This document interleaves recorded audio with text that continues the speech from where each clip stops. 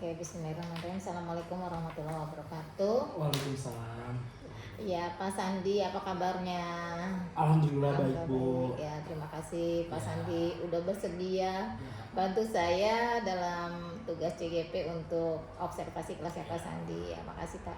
Tapi sebelum kita observasi, saya ada beberapa yang harus saya beritahukan bahwa jadi di perkembangan kekinian di dunia pendidikan itu memang sekarang kita mesti merancang pembelajaran yang berpusat pada peserta didik. Salah satunya adalah dengan pembelajaran berdiferensiasi dan hal lainnya adalah kita juga tidak lupa dengan mengembangkan kemampuan anak di bidang kompetensi sosial dan emosional. Ya, barangkali Pak Sandi sudah pernah mengetahui tentang pembelajaran berdiferensiasi itu seperti apa dan bagaimana penerapannya di kelas, lalu juga termasuk pengembangan atau penguatan di kompetensi sosial emosional.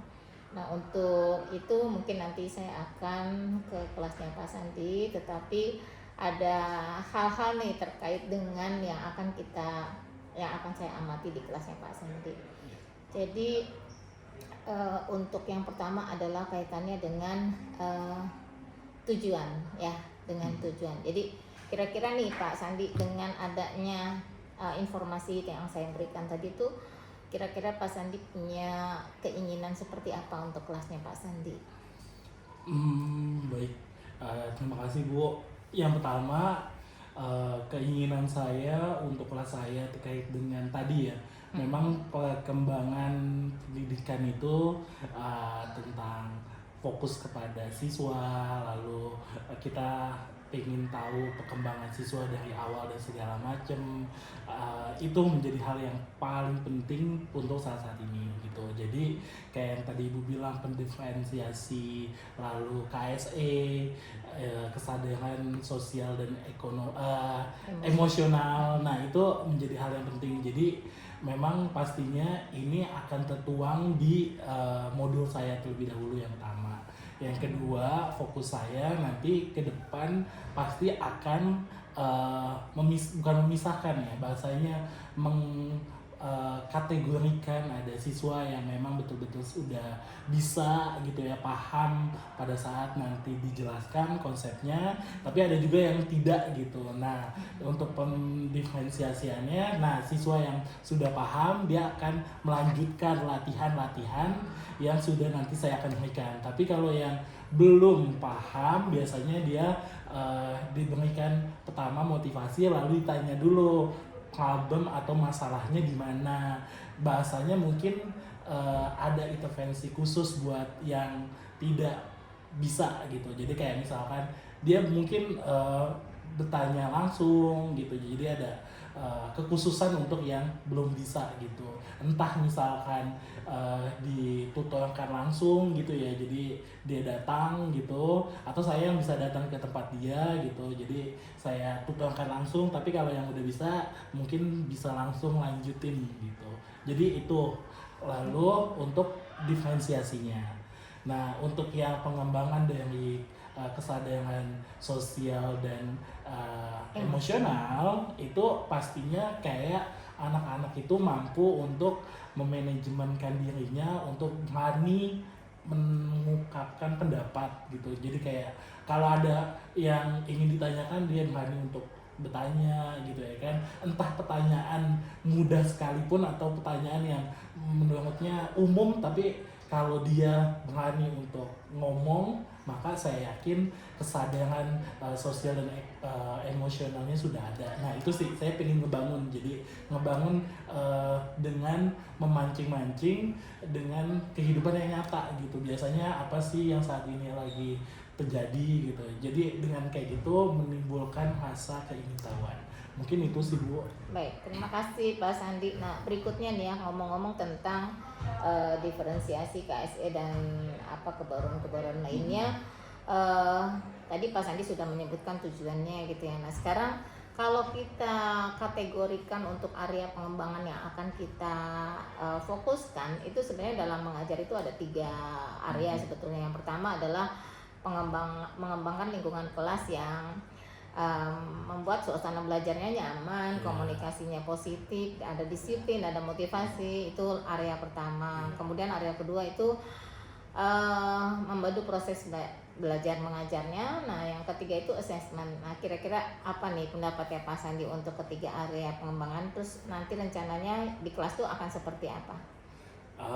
Yang pertama pastinya pengembangan, kalau ada 3 kategori itu mungkin kayak di awal, di tengah, dan di akhir gitu ya. Karena tadi ada yang membangun suasana lingkungan kelas dulu, lalu nanti proses pembelajaran, lalu nanti assessment. Jadi memang kalau dari awal sudah baik, misalkan penerimaan kita gitu ke siswa gitu, kayak misalkan datang langsung disambut, atau datang anak-anak tuh nggak takut, wah matematika gitu, enggak gitu. Nah itu kayak wah ini kayaknya enak untuk bakalan memulai gitu ya. Jadi kayak itu yang pertama pastinya. Kalau penerimaan dari siswa, lingkungan nanti pas lagi belajar itu sudah menyenangkan, nanti akan lebih mudah untuk menerima materi. Berarti awalnya udah enak dulu ya, udah nyaman. Gitu. Oke.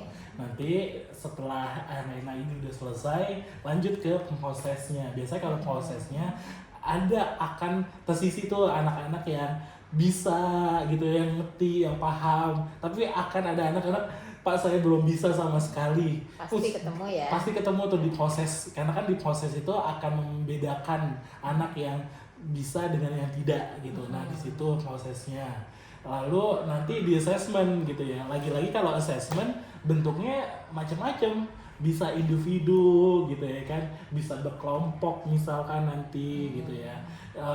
Ya intinya tergantung pembelajaran yang itu gitu ya. Jadi kalau misalkan emang ternyata lebih baik berkelompok gitu ya. Tapi kalau misalkan ternyata berkelompok ada yang pas nggak pas, ya individu bisa. Jadi suasana-suasana yang tadi bisa kita lihat assessmentnya kayak gimana. Kayak tadi misalkan ada anak yang pas saya nggak punya kertas, saya mau pakai pad atau apa gitu, boleh gak? Boleh. Jadi tergantung nanti ya ke depan kayak gimana. Jadi menyesuaikan juga.